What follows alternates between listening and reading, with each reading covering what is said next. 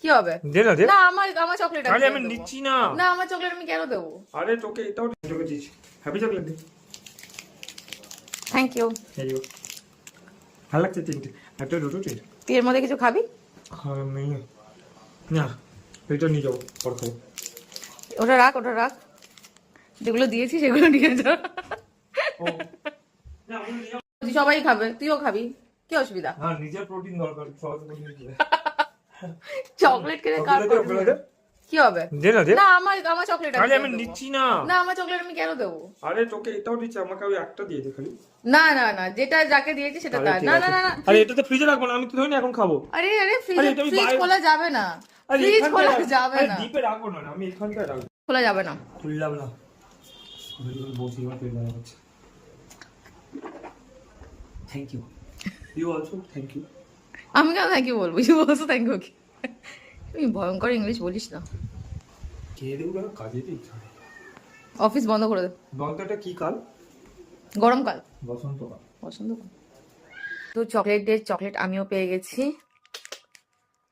তবে সবই ঠিক আছে, খালি একটা জিনিস, এই মিল্ক বার আমার একদম ভালো লাগে, মানে আমার মিল্কের ফ্লেভারটা একদম ভালো লাগে না, আমার দুধ জাতীয় কিছু খেতে ভালো লাগে না।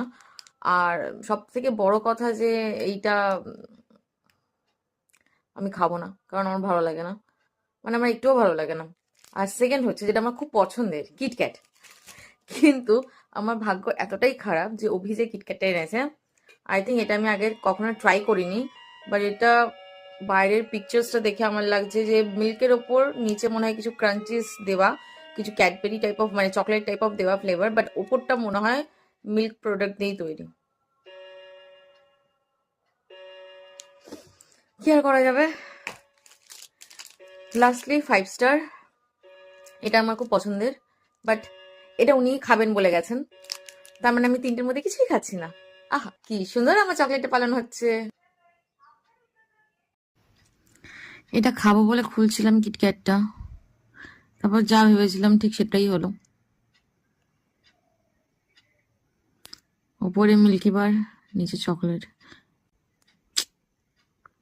চকলেটের রেশিওটা অনেকটাই কম, আর ওপরে এই মিল্ক চকলেটের রেশিওটা একটু বেশি, মানে অনেকটাই বেশি। মনটা ভেঙে গেল গো, মনটা ভেঙে গেল।